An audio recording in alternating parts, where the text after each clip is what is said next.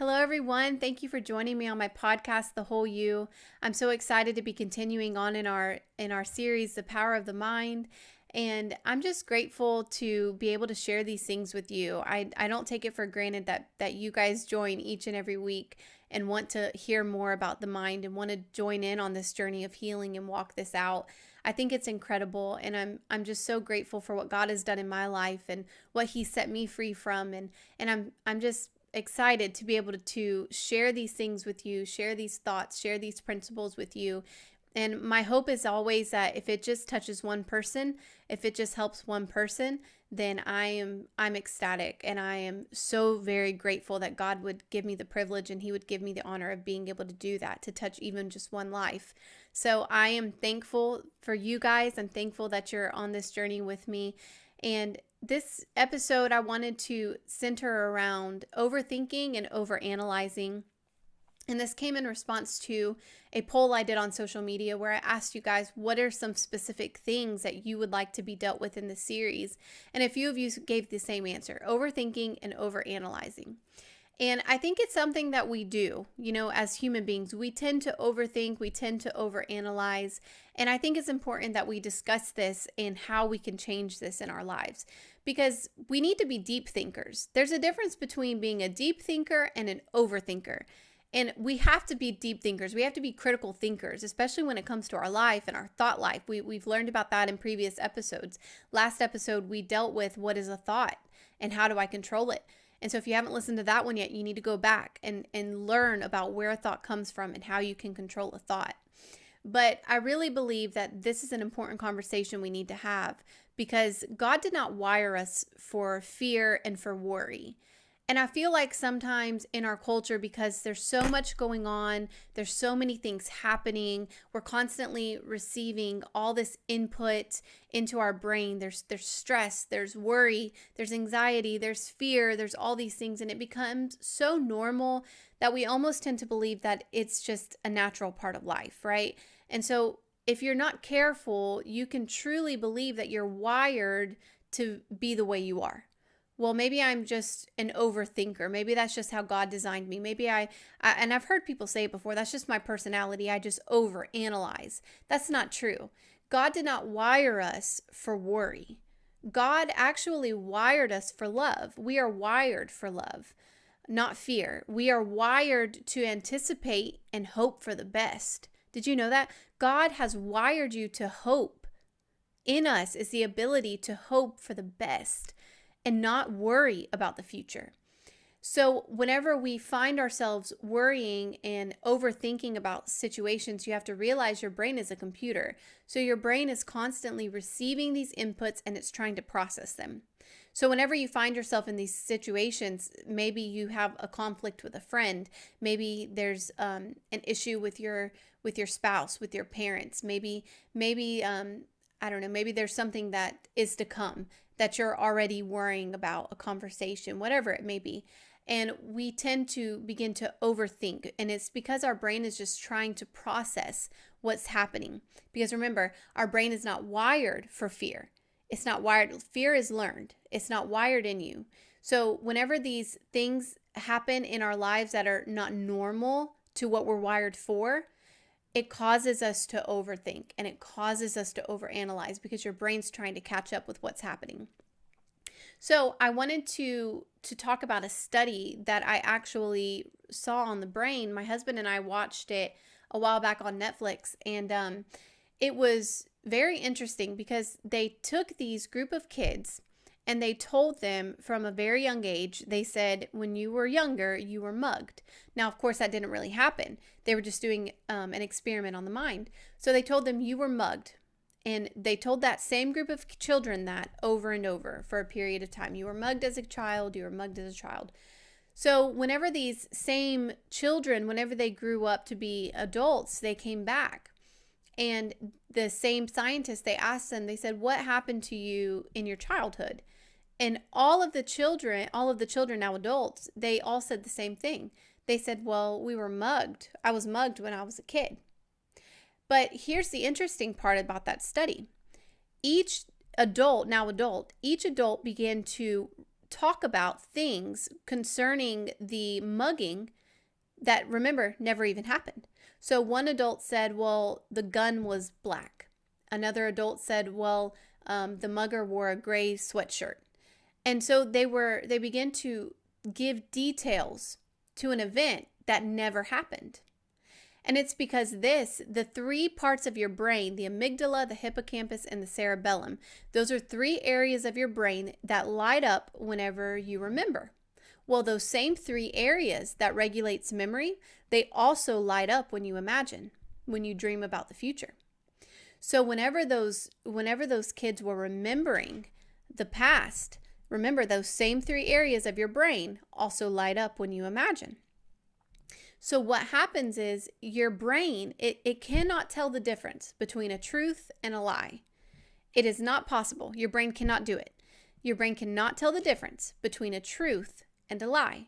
So what was happening in the brains of those kids as they continued to believe that they were mugged as a child, what your brain does is whenever there's a lie in your brain, whenever you tell yourself a lie and there's no memory to reinforce it, there's nothing to uphold the lie in your brain actually begins to defend it.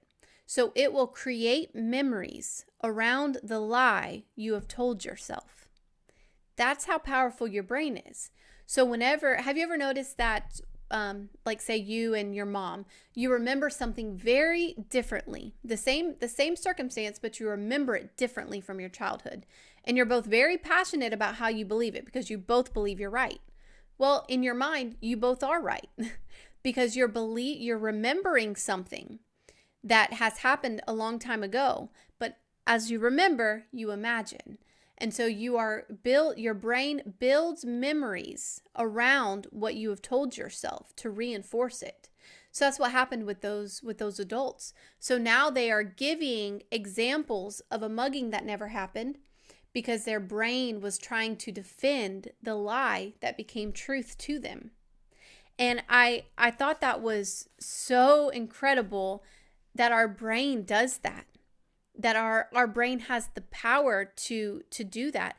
And so whenever I overthink, whenever I say in response to a conversation that didn't sit well or a painful event in my life, whenever I overthink, so what is that? Whenever I'm replaying, I'm remembering over and over in my head. And we've all done this. We've all had conversations that didn't go well or things from our past that we'll replay. And have you ever noticed that you feel the emotion just as you did as the day it happened?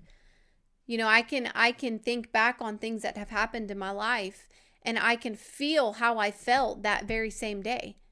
Because what you tell yourself, the story you rehearse in your mind, your brain is reinforcing it. That is what our brains do. They reinforce what you tell it. So whether it be a truth or a lie, your brain's going to reinforce it. So whenever, say, a conversation doesn't go well, and I know I've done this too, we begin to think back. We replay the conversation. And what do? We begin to analyze things. Well, body language, for example. Well, they crossed their arms when they said that, or they kept leaning away from me. They weren't really engaged. They didn't want to have the conversation, or we begin to pick up on tone of voice. We begin to remember, and we say, well, their tone of voice was a little harsh when they said that, or they begin to get defensive and their tone of voice changed, and they begin to get aggressive, or whatever. And so we begin to look back on body language and tone, and all of a sudden we are creating assumptions out of our memory of a situation that happened. So now I am taking a conversation that happened, I'm replaying it over and over in my head. So my hippocampus, my cerebellum, my amygdala, they're all lighting up, and I am continually replaying and rehearsing what happened in my mind. And at the same time, I'm also imagining things based off of the assumptions I'm now creating. So now I'm taking those assumptions and they're becoming the narrative of the story I just rehearsed. Have you ever done that? I know I have. We're all guilty of it on some level. So now things become magnified that before wouldn't have been a big issue. Things that could have been settled quickly now are much more volatile. Now they're at a much higher emotional state because I have chosen to create a narrative in my mind because I have rehearsed something, I have overthought, I have overanalyzed, and now there is a narrative playing in my head that is a result of the story I've told myself. So, what do you think you need to do in that moment? Whenever you find yourself in that situation, whenever you find yourself in, and it's not to take away from the moment. I know there's pain. I know there's just disappointment in things with people and how we deal with it. But remember, our responsibility is ourself to manage. I can't manage anybody else's response. I can't manage anybody else's emotional state. I cannot deal with the thoughts other people have. I can only deal with me. I can only manage my emotions. So here's something practical that you can do. Whenever you come out of a high conflict conversation, whenever you're tense, whenever you're worrying about something that is yet to come, what you can do is you can remember the 90-second rule. Well, what's the 90-second rule? Scientists have proven that whenever you feel an intense emotion, anger, rejection, shame, bitterness, resentment, whenever you feel that emotion, because remember, we feel, it starts in our mind, we think, feel, choose. So whenever I think something, then I feel it. Where do I feel it? You feel it in your body ultimately. And then you choose where to go from there. So remember, we think, feel, choose. So whenever I feel the emotion in my body, you have 90 seconds. The chemicals that are released from that emotion are present in your body for 90 seconds. After the 90 seconds is up, the chemicals are gone. And you may be saying, well, I have been in a fight with my spouse. I have been in a conflict. I have been in anxiety and worried, thinking about a day to come that I'm dreading, or whatever, a situation that I don't want to be involved in, or something like that. And so whenever you feel those emotions, you need to remind yourself, 90 seconds. And I know, because I've done it myself, I feel angry after 90 seconds. I still feel mad, very mad after 90 seconds. But it's not the chemical's fault because it's out of my system after 90 seconds. So if I'm still angry after 90 seconds is up, it's because I have chose to live in the loop of that residue of that emotion. So after 90 seconds, if you are still feeling what you felt, it is because you are choosing to loop it in your mind, and you end up living in the residue of an emotion that's no longer being pulsed through your body. So 90-second rule. So whenever I feel that emotion that's a result of my overthinking, say to yourself out loud, count if you have to, put a timer on, 90 seconds. And then once that 90 seconds is up, say, I am no longer going to allow myself to loop through another episode of this residue. I'm no longer going to allow myself to stay in this loop. I'm exiting. I am done. It's out of my body. It is now my choice. I talk to myself like that all the time, and you have to learn how to do that. That has been one of the things that has truly set me free from so many things in my life. Talking to yourself. I like to call it preaching to yourself. You have to learn how to preach to yourself and say, okay, it's over. Now get up and get out. It's over. The 90 seconds is done. If I stay here, it's because I'm choosing to. It's not because of what anyone did to me. It's not the responsibility of anyone else. I can't place the blame on whoever I want to blame. The fault lies completely at my doorstep after 90 seconds. And we have to learn how to have hard conversations with ourselves, because the devil wants nothing more than to make you feel weak, to make you feel like you are at the mercy of other people. You are not. God has designed us and equipped us with so many things, and 90 seconds is one of it. I thank God that there's only 90 seconds where I feel what I've allowed myself to feel in my body. After that, it's a choice. So 90 seconds. And then after you do that, there's just some things I wrote down, 3 things that you can do you need to begin to question what you're overthinking. You need to just begin to look at it, because remember, whatever I question, I give the ability to change. So you need to look at the situation you are overanalyzing and overthinking and say, why? Go back to the root. Why am I replaying this situation in my head? Why am I worrying about something to come? What is the root of this? Why am I overthinking? Why am I overanalyzing? So you have to learn how to challenge a story you're rehearsing. Why? Because if you don't, the assumptions you create will become the narrative you live in. We've done that so many times. I know I've done that. I assume something because I don't have the courage to go get clarity about something. And I know we place a lot of negative connotation on confrontation in today's world, in conflict. I believe confrontation is necessary, and conflict, when done right, is healthy for your life. There's going to be conflict in life, and trying to avoid it is never going to be healthy. Physically, emotionally, spiritually, mentally, it's not healthy. So we have to learn to become comfortable with confronting things in our life so that they don't become the loop we live in. So I have to learn how to say, I'm going to get clarity. I'm only going to talk. I'm only going to allow my brain to believe what actually is true. What facts do I have? Okay, well, that's what I'm going to start with. That's my starting point. I'm not going to assume what someone else is thinking. I'm not going to assume how the situation's going to play out. I'm not going to assume anything because I really don't know, right? An assumption is just that. It's something that I am assuming. I really don't know it to be true. So we have to learn how to go get clarity. Okay, so there's 3 things I wrote down. Number 1, question the narrative before it becomes a story. Number 2, get clarity. Go ask. Go ask the person. Say, hey, what did you mean by this? Hey, I don't want to think the worst about you.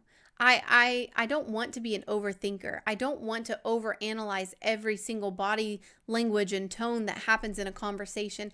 I really don't want to do that. So I want to go to the person and say, hey, could you just give me clarity on this? I think I may have gotten this wrong. And it's all about how you approach it. So you can go to people and you can set the tone for the conflict you're about to engage in. And you can say, hey, can you just, I really just want to come to you as a friend because there's something that I feel like I've misunderstood. I think I got it wrong here. And I want to make sure that this doesn't become a place of contention in our relationship. So could you just please provide clarity on what you meant? So it can be a positive thing and it can help strengthen relationships. Confrontation, when done right, strengthens the bond in a relationship. Okay, so get clarity. And number 3, adjust your focus. After that, after you have gotten clarity, after you know why you're overthinking, adjust your focus and choose what you're going to focus on. What does the Bible say to think on? Well, it says to think on whatever is pure, whatever is lovely, whatever is true. So whenever I adjust my focus and I shift my perspective from what I don't know to now what I know, I can choose the story that I'm going to rehearse. I can choose the story that I'm going to allow to become a memory in my brain that gets reinforced. And I'm going to reinforce it with truth. I'm not going to let it be reinforced with assumptions. I'm not going to allow a lie to be planted in my brain that my brain has to go back and find other lies to reinforce it. I'm not going to allow that to happen. And you don't have to allow that to happen either. So adjust your focus. And you say, well, what if I go to them? What if I go to them and they really did mean what they say? What if the situation I'm worrying about that's going to happen, what if it plays out the way my fear was telling me it was going to happen? What then? You adjust your focus. You have to learn in life that there's sometimes things are not going to play out the way you wanted them to. Sometimes conversations are not going to go the way you wanted them to, even though you did everything you could do in your power to make sure they did. It's not always going to happen the way you wanted to. And so we have a choice. We always have a choice. I can choose to remain in that place, and ultimately contention, bitterness, all those things can set in. Or I can choose, like Jesus did, to say, I'm going to walk I'm going to walk out what I preach, and I'm going to forgive people. I'm going to let go. I'm going to move on. You see, don't ever fall into the trap where you say, I have the right to be right. I have the right to be mad. I have the right to be angry. I have the right to live in this moment and loop this emotion. We don't. We don't have the right. Why? Because it's not worth what it does to you mentally, physically, emotionally, and spiritually. And ultimately, the same grace that I've been given, the same forgiveness that has been extended to me, I have the responsibility to reciprocate. And so in life, when you find yourself day to day overthinking, overanalyzing, take a step back, address what you do know to be true, go to the person, get clarity, ask the right questions, and then adjust your focus. And at the end of the day, if you're still disappointed in the result of what happened, you can take those things back to Him, take it to the Holy Spirit and say, help me unpack these things in a healthy way. Help me relearn the patterns that I've held on to. Help me not hold on and harbor the things in my life that have brought disappointment. Help me move on from the place of pain so that I don't get stuck living out vicious cycles and generational things that I've seen passed down and modeled in behavior that I've seen in my own life. I don't want to get stuck there. Nobody wants to get stuck in those places. And we have to wake up and thank God that He has given us the ability to not only go through hard times, but to make it and come out on the other side as better and stronger for it. I thank God for the valleys I've had in my life. I've had some valleys, and there's still some things that I'm walking out in my life. There's still some questions that I have. There's still things that I don't fully understand. But my choice is to not get stuck in those places.